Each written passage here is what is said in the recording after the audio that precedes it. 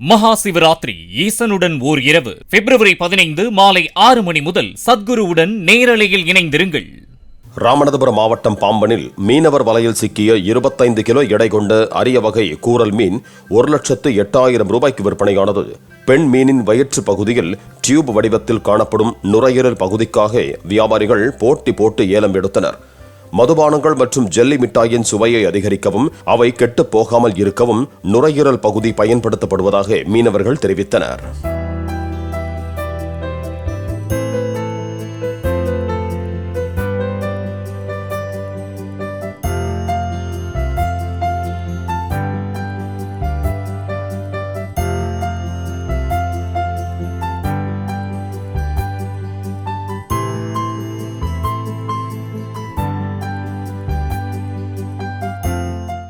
மகா சிவராத்திரி ஈசனுடன் ஓர் இரவு பிப்ரவரி 15 மாலை 6 மணி முதல் சத்குருவுடன் நேரலையில் இணைந்திருங்கள்.